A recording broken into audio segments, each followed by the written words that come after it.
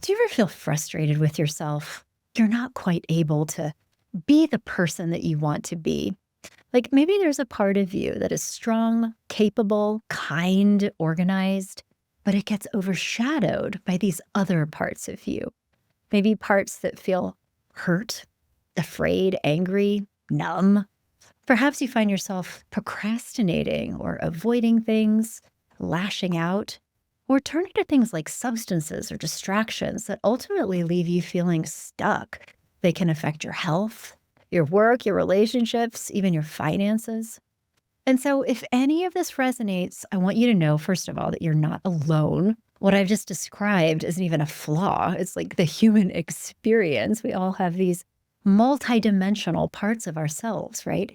But there's also good news. There's a way to not just cope with these struggles, but to truly heal and grow and become integrated with all these parts of yourselves. And there's a way to connect with the very best parts of yourself while also learning to have compassion for the dimensions of you that need it the most. So, this transformational system is called Internal Family Systems, or IFS. And I could not be more thrilled to let you know that today we have the incredible honor of welcoming its founder, Dr. Richard Schwartz. He is affiliated with Harvard Medical School. He is a experienced author, an educator, a therapist trainer, and has developed this comprehensive system for helping people heal and grow. And Dr. Schwartz, I'm so happy to talk to you today. I'm a little starstruck, I have to tell you. I'm honored by the invitation, Lisa Marie. Looked into your podcast and I've enjoyed what I've seen. So I'm really glad to. Well, I'm just so excited to dive right into internal family systems because it is such a rich, deep, powerful modality that has helped so many people. And you also just recently published a new workbook, which my understanding is for the first time ever helps people learn how to do this work on their own and certainly doesn't replace therapy, but it's incredible what you've done with this book. And so, to just set this up for everybody, I would love to create just an overview of what internal family systems is, like high level view of how it works. I could certainly read a passage from your amazing workbook that will set the stage, but I guess I would also love to hear, like, how would you explain what is this? So this is a different paradigm for understanding the mind and for helping people work with themselves. One of the big differences is most of us think of ourselves as unitary minds. We have different thoughts and emotions, but the idea that those thoughts and emotions are coming from little inner personalities has been seen as pathological in our culture. But that's the basic assumption, is that in a sense, we're all multiple personalities and that we all have what I call parts, other systems call subpersonalities or ego states. And that the good news about all that is that for me, it's the natural state of the mind to have parts and that they come with us into our lives and all have valuable resources and qualities to help us through our lives.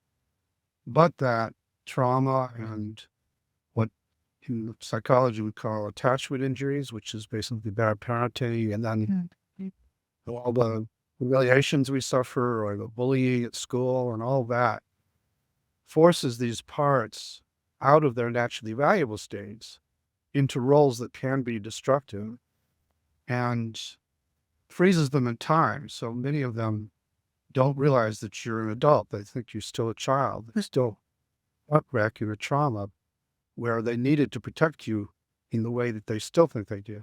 Mm. And they also take on what I'm going to call burdens, which are extreme beliefs and emotions that came into yourself back then and attach to these parts and then drive the way they operate. So that you might have a part of you that's stuck back when you were a child, when were getting yelled at by a parent that took on the burden of feeling like you must be really worthless because of why would your parent be doing this to you if you weren't? And it still lives there. And in certain circumstances, we'll feel that worthlessness. Mm. And so as I was learning about all this, didn't come out of my brain. I basically got it from my clients who early on started talking this language, which was very foreign to me at the time. This is had wanted to ask you about your origin story. So, where did this come from? Tell us a story.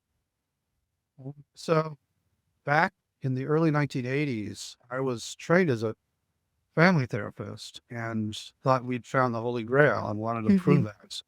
I did an outcome study with bulimia, which was new on the scene at the time, and found that prophecies fail, that we could reorganize the families just right. And then my clients didn't realize they'd been cured. They kept binging and purging. Oh, I love that. Out of frustration, I began asking why, and they Yeah. started talking the individual parts. And they play some version of when something bad happens, it triggers this critic who starts calling me these terrible names. And that goes to the heart of a part of me that feels worthless and empty and alone. And that feeling or distressing, that almost to the rescue comes the binge, and it takes me out and turns me into an unfeeling eating machine for a while. Mhm. Then bring back the critic, who now is calling me even worse names. And then that goes right to the heart of that worthless part, the empty part. Well, the binge has to come back.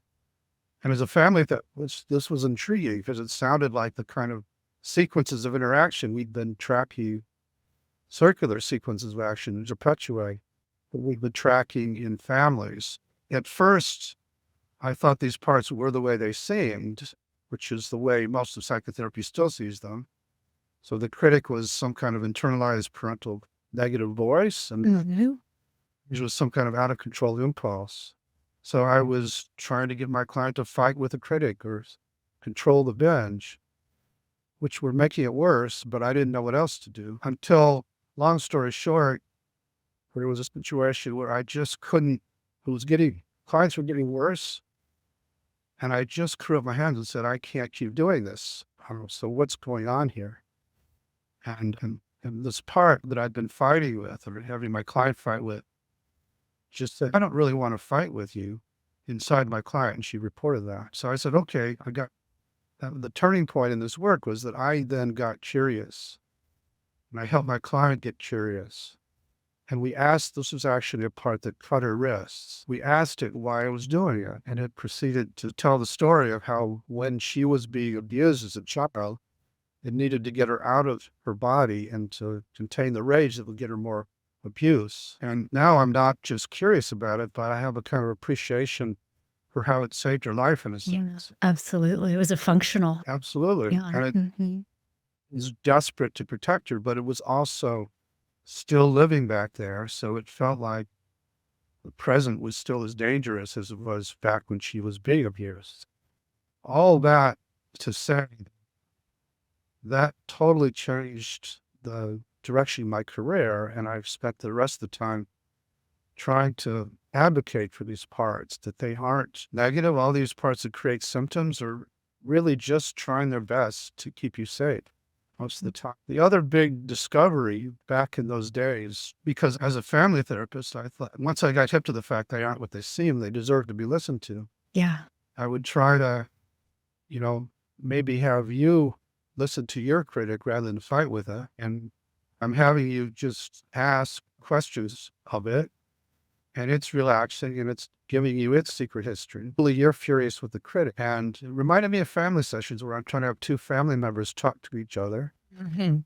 Mm. Third one jumps and sides with one against the other, and it goes south. So I will for you. Can you find the part that hates the critic, and could you just get it to separate a little bit? Mhm. My amazement, clients can do that. And when they did, it seemed to release this other person who suddenly had compassion for the critic, or at least was curious and calm relative to it, or confident relative to it. And when they were in that state, the critic would really drop its guard and share its history. And when I would ask, because I would do this with other clients, and just the act of getting some of these parts to open more space inside would release the same person with those same C word qualities of calm, confidence, curiosity, and also courage, clarity, creativity, and connectedness.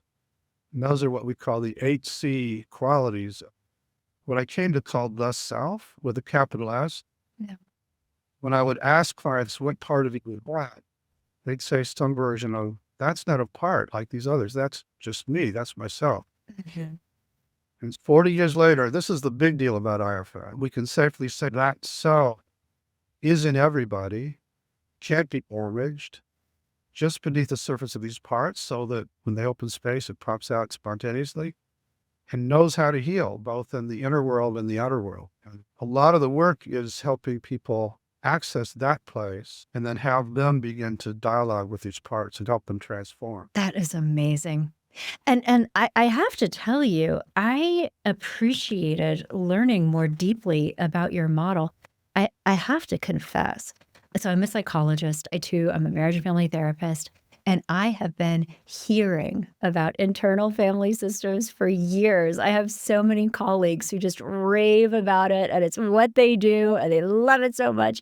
And I just personally have not yet really had the opportunity to dive into your model, learn how it works. And so I had the best time this morning. I personally worked through your workbook cover to cover and was like, this is so great. And part of what I just love the most is what you're talking about. There's this essential self that is always healthy, calm, curious, incorruptible, the 8 C's, and that there are these other parts of our personalities that are quite functional. You talk about having a manager part of your personality, a firefighter part of your personality, but then also these, what did you call exiles? These parts of yourself that have been wounded and are carrying the burdens of these life experiences. And that even though we can get frustrated with ourselves for the way that those parts think or feel or behave sometimes, the goal here is to move away from the self-recrimination, but instead be thinking of like, how does this make sense? How are you there to help me and protect me? And how can I like bring you into the fold? It's beautiful. It's so compassionate. Thank you. You're a quick learner because you got a lot out of this morning when you just keep going. And you know what? It resonated with me, and I think just my own journey as a therapist, I have always gravitated personally towards experiential modalities, and it made perfect sense. Yeah, it's basically the way people work. Can I ask you something random, though? And for anybody else who may be curious about this, there is something called dissociative identity disorder, which my understanding is a severely traumatized child basically fractures into parts that they have become siloed. They don't have contact with each other and still quite functional. But can you just talk a little bit about how this is maybe related to that or not? It's very related. Yeah. Mhm. So the difference is that is seen as a very pathological state. That the unitary mind was fragmented by the Yeah. trauma, and that these independent little personalities, four-inch personnel, are the product of that fragmenting. And my position is, no, they were already there. And yes, they got fragmented, is one way to describe them, but they got, like you said, siloed. They got Right. dispersed and polarized with each other and disconnected from each other. But the fact that they're four-range personalities isn't a sign of pathology. It's actually who they are. Called DID is really just one end of a spectrum of who we all are for me. Yeah. And you get letters all the time from people that have been given that diagnosis saying, thank you for telling me I'm not crazy. But Yeah. it's actually, Yeah. That makes a lot of sense. Like the very severe chronic trauma early in life may create almost an intensification of these structures, of these subpersonalities that really always exist in people in some form or fashion. Fascinating. I wanted to check in about that because that was just a curiosity that was bubbling up in my mind earlier today. This is such a useful way of understanding ourselves, working on ourselves. And I guess I would be curious to hear your thoughts about how someone could begin to become aware of and maybe work intentionally with their own parts. What would you say is the best point of entry? And you did a beautiful job of just like laying out the method in your workbook, which made a ton of sense, was very easy to use. But I would just love to hear from you. Like, where's Yep. the Sometimes door? it's easier to demonstrate it, or Yeah. you're up for we could do a little piece. Oh, yeah. Heck yeah. Okay. So is there a part you'd like to start with? A part that I would like to okay, and so I am new to this personally, but I had a couple of moments this morning that were fascinating, and I have to tell you, first of all, one of the things that reading through your exercises and, like, the feeling wheel and your description of that core self, I have had this thought many times, but I think I was sitting in it earlier today, which is that I personally have so much like silent hidden privilege because I had not perfect, but well meaning, generally kind parents. I have not experienced like capital T trauma in my life. And so I do generally feel like pretty good most of the time, but it was really interesting because when you were talking about, like, that manager part of yourself, like, that can be critical or kind of controlling of yourself and others, or the firefighter part of yourself that could be sometimes, like, either angry protective or, like, shutting down, checking out protective. I thought that was so interesting because I personally and I've talked about this on the podcast before, but I personally do struggle with ADHD. It's something that's been true for me my whole life. And so when I feel oh, go ahead. I said, me too. I love it. I have so much appreciation for the thinking differences that come from ADHD, but there are also just very real frustrations, and so when I like anyway, so when I was thinking about the parts of myself and which are most present for me, I love my internal manager because, like, she's the one that helps me keep it together as well as I can, I think, and I think when I'm not in a good place, it's more that firefighter procrastination or avoidance or being scattered, and I do have a tendency to get frustrated with myself for that, and so I appreciated your encouragement to be thinking about, like, how it makes sense, how it's valuable. I'm still probably working through this a little bit, but yeah, so that's my story. I don't know if that answered your question, but Well, answered my question. And if you wanted to, we could just do a little piece of work. okay, Impressed? okay. You know? Yes. Gonna do a little, like, mini session with Dr. Richard Schwartz. Amazing. Okay. Okay, you ready? Yeah. Focus on that procrastinating impulse. See if you in your body or around your body. Yep. And so I think that there are different elements of it. I think that sometimes I get so busy, like I have so many things going on, and it can be hard to prioritize stuff. I start to feel overwhelmed. And so I think that sometimes that procrastination is like this, you can't do everything all at once. You can't try to do everything all at once. So just let this part go. But here's something that's interesting. Let me ask you about this. I have also noticed just over time that sometimes when I procrastinate on things that like I have reasons for doing, I think, oh, I should do that, but I'm still not doing it.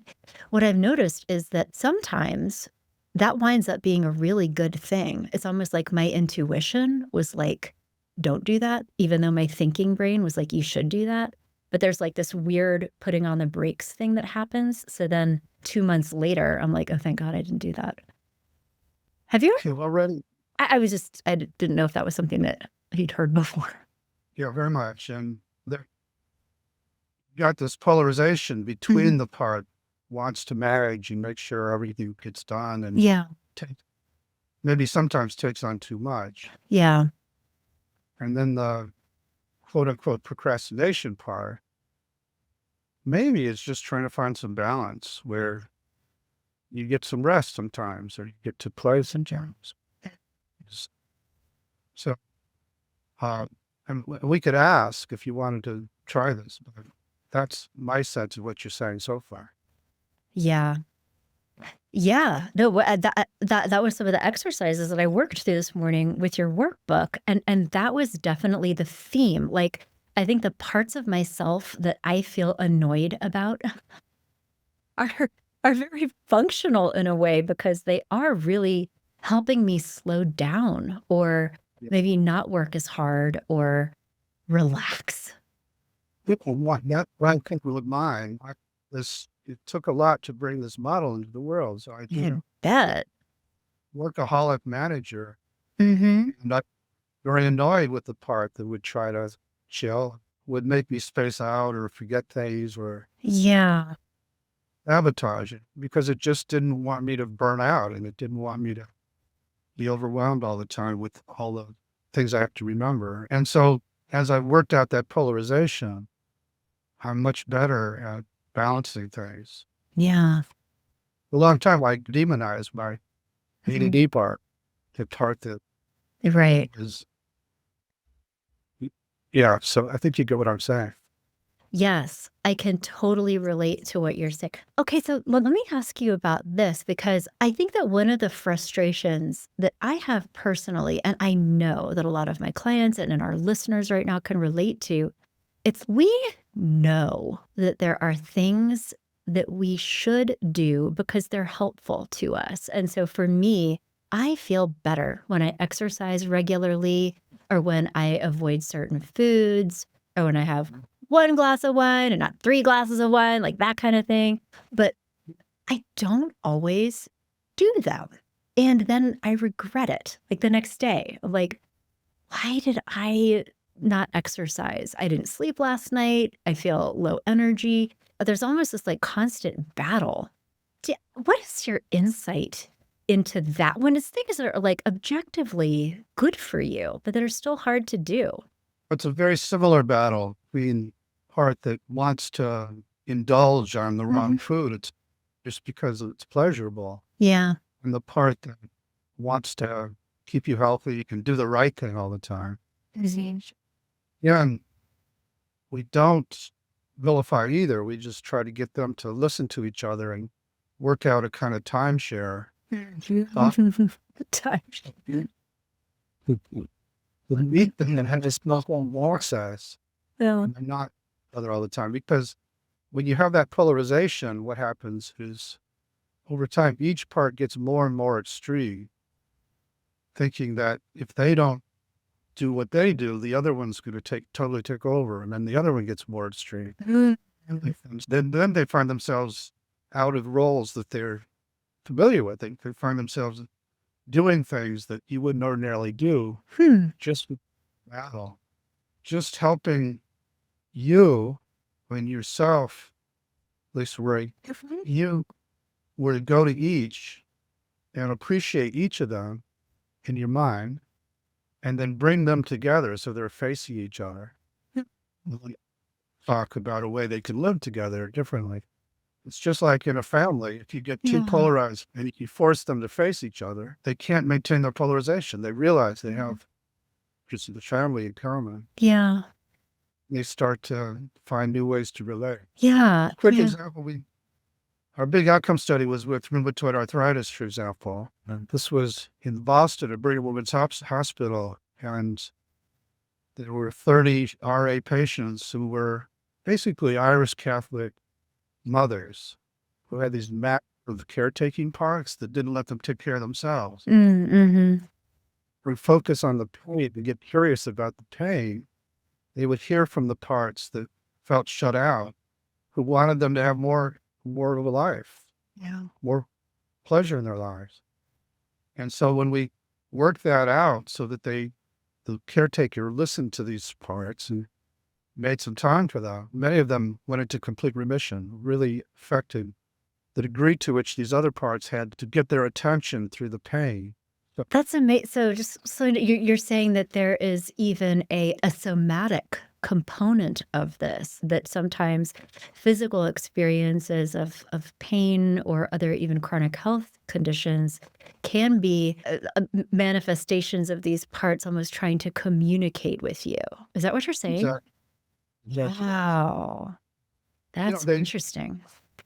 they don't have that many ways to try and get your attention. So Yeah. use with it. Yeah, it can knock you over. That's cool. Well, and I love, though, what you're saying is, like, creating visibility around this and then really looking at these different parts with compassion, but helping them talk to each other. Because I think I do have that manager part of me that's, "Get up, go to an exercise class before work because 'cause you'll have more energy and you'll sleep better and do all the things and eat a salad," right? And all that, and there's also this part is, I don't want to. I just wanna sit in my chair and read a book, but it's all valid. I'm trying to help you versus Yeah. chill out. We need to relax and just that they're both valid. They really are. And then the you who can notice each of them, Yeah. you have feelings toward each of them. Mhm. And you're influenced by one to not like the other. Yeah. Yeah. You can some separation from each and then go to each of them and listen to them separately Mhm. and then bring them together. And then you can mediate some kind of new plan. Yeah. But they need to learn that you're there, that they don't Mhm. have to everything. This little manager Mhm. behind you is there. Yourself is there without being badgered. Yeah. That's interesting. There's an adult in the room that to make both of them smaller a little bit. Yeah. Huh. They're young. Most of them are pretty young parts of us.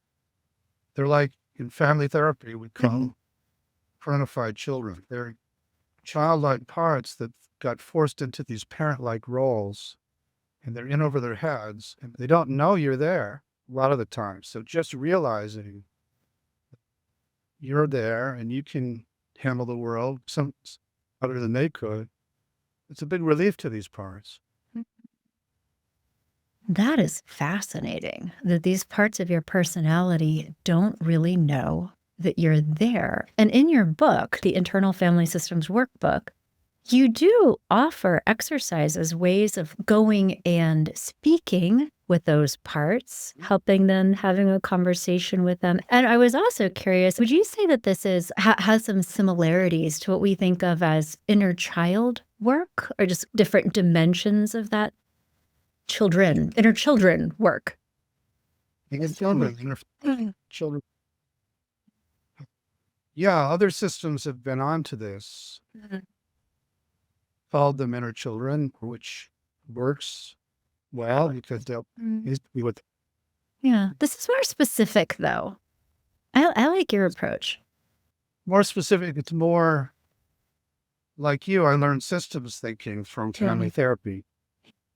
Rather than focus on one inner child at a time, I'm trying to understand the larger system and map it out. We'll work with first, and then how's that going to affect the Yeah. rest of the system and bring that kind of awareness to it. And also, what I'm calling self is pretty unique to IFS. Mhm.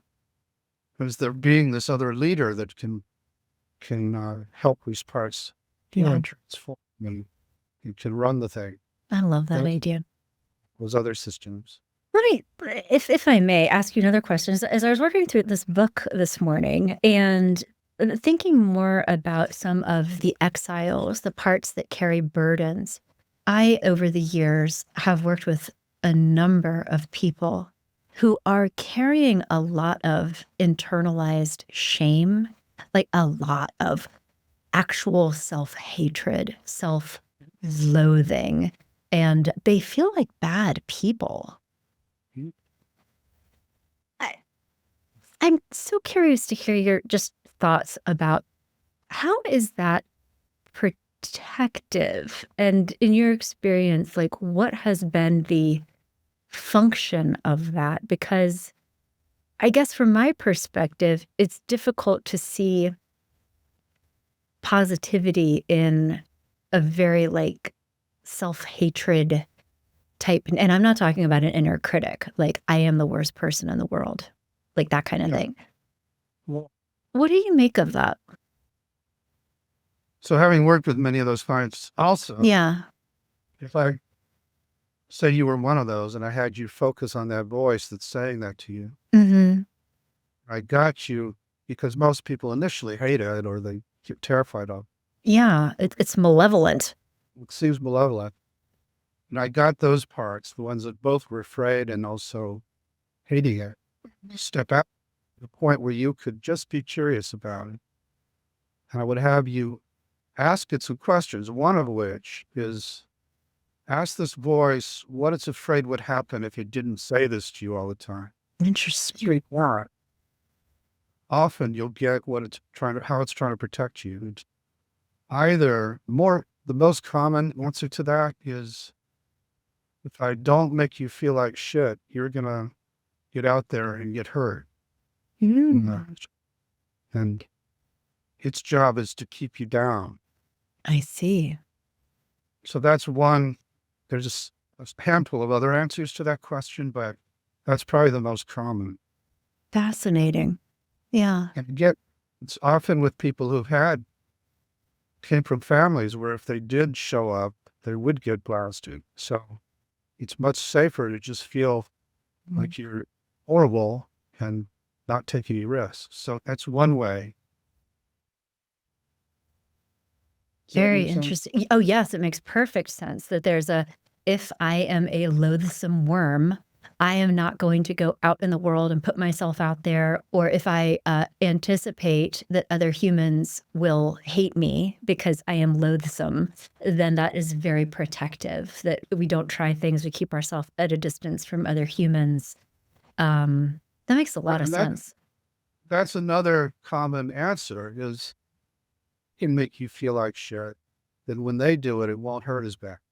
Interesting. Wow. This system, it goes deep. And I guess what I'd also love to hear your thoughts about people who engage in this type of work, either with a therapist or, self-study, like using the exercises that you've laid out in your book.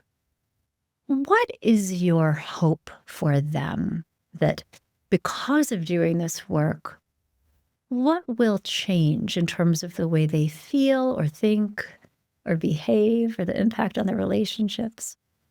Yeah, even just taking the person we were Mhm. talking, just knowing that's a part of you, it's not who Yeah. you are. And you can separate from it, and then you can actually have some agency with it. You can help it learn that it doesn't need to protect you that way, and that you're not still a little kid in that kind of danger where it really needed to keep you small. Well, that will tend to help that part start to transform. But even short of that, it gives you a totally different self concept. Mm. So before you thought you were this bad person, now you know it's a part trying to protect you, and that you're actually, as you access more and more of what I'm calling self, that's who you really are. Just that much is quite relieving to many people. Mm. And that, as you saw, the book has a lot of exercises for helping people begin to work with these parts so that they can actually start to change. Yeah, definitely. No, that's amazing, and it's like you're changing your relationship with yourself by doing this work. That the parts of yourself that maybe you feel frustrated with this, or the parts of yourself that are perhaps painful to you, is not the whole story. It helps you reclaim this central part. It almost sounds like spiritual in nature, the way that you're describing it, like this the soul almost, and that these other parts are just artifacts. It's funny you should say that because it has become very spiritual. And actually, for me, what I'm calling self is a Mhm. drop of the ocean. Yeah. Other systems would call it non-dual or Mhm. the big, and that's why it can't be damaged. That's why it knows how to heal. Yeah. And that the parts actually have some of that in them also. And Mm. it's all fractals that way. And that they're sacred inner beings and you're a sacred outer being. And so there are a lot of parallels. Yeah. Interesting that you get that. But this just to hear you talk about it, no, that's very interesting. And I could also see too developing that felt sense of trust in the self. I think sometimes people have an easier time having a relationship with God or something that feels like something that is outside of them, but it's almost like you've found a way to bring that divine relationship back in to the self to Yeah. make it part of the healing work. That's super. And instead of looking to God to redeem you somehow, to Mhm. know that you are God, that's in you. That's all very pure and it's in there. Yeah, fascinating. So I think I should ask you before we close, is there an aspect of this that you find to be most interesting or helpful? We have a lot of people listening to this who have not heard about your work before and who have the thing about that I love about my listeners the most is that they are here to grow. They listen to the show because they want to work on themselves and I think take positive action. What what would be your message to them? Just that you're not who you think you are. There is Mm. a way to not just have that as a concept, but actually Mhm. feel it inside, to feel that you are much more than you think, and that even these parts of you that drive you crazy aren't what they see, that they want to actually transform, but they have to be what we call retrieved from where they're stuck in the past and unburdened. They have to release these extreme beliefs and emotions that they got back there. And once they do, they will magically form into their naturally valuable state. So ma- basically, my message is all that is possible. It's what we do in our offices every day. The workbook can't necessarily take you through the whole all the Sure. transformative wages, but it's designed to get you started and you get to Mm. know these people and to begin to shift your relationship with them. Yeah, absolutely. I love that message. All of you is good. All of you is lovable, even if you are telling yourself bad stories about yourself right now. Like, there is more to this story, and that by doing this work, you can tap into that. And that the workbook is a fantastic way to become familiar with these ideas. It is accessible. You guys, it is the Internal Family Systems Workbook, a guide to discover yourself and heal your parts. Richard Schwartz, PhD. And so that is a fantastic place to start. And also, you and I both know that what you're talking about right now, deeply experiential. And I think that it is also part of the human condition to try to avoid pain a lot of times, and this work, what I'm hearing is really going into old places, deep places, painful places that may be associated sometimes with trauma or just tender spots, and so I think because of this work is probably I don't wanna say best done, I am a believer in the value of self-help, but it could also be really valuable to do this with a therapist, and Wha where would somebody even begin if they were like, "Yeah, I wanna do that with a therapist?" We've trained many therapists over the years. Our Yeah. website is -institute.com, Mhm. rectory of therapists all over the world. And you're right. I had some reluctance to put out a workbook for the public to do it on their own. And Yeah. spent a lot of trying to figure out how to do it safely with the recommendation that you just gave, which is Mhm. get to a certain point, it's good to have a therapist that you can take us to and Mhm. who maybe not continue on your own. Because it can be quite delicate, like you said, where there are these places that we call exiles, that are parts that got hurt and then we abandoned them in the past. We're still living back there and Mhm. we're always trying to stay away from them. So this is an invitation to go back and get them out of where they're stuck and help them heal. But to do that can be scary to do by yourself. Yeah.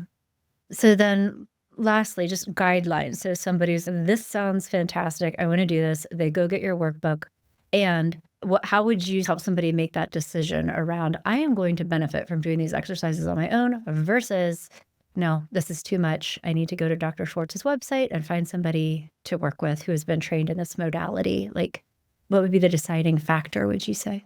Most of the exercises in the workbook are designed to help you with what we call protectors. Mhm. So we're not necessarily inviting you to go to these really raw, deep places. Yeah.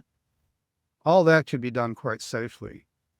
And for the protectors to really change, often you have to go to those deep places and all the exiles. And again, we're recommending that people do that with the therapist. Yeah. And yeah, it's generally fine to protect the way we are describing. Excellent. So you really designed this workbook to be safe, to not be too much, to not push people into places that are really not a good idea to go into by yourself. But this is definitely a way to begin doing this work, get familiar with the concepts, and then utilize your resources to get connected with a therapist. I love it. Wonderful. Okay. So they can, is there your website again and just anywhere else that people could find you, learn more about you, get your books, connect with a therapist? Where should they go? Yeah, again, it's ifs-institute.com. Mm-hmm. A lot of the materials, the resources are on that website. The other book that people seem to really love is called No Bad Parts, which they could get on Amazon, and that for the public. There are lots of books for therapists, because that's the main endeavor for years has been training therapists to do this client. So this is our first foray into bringing it to the public directly. Wow.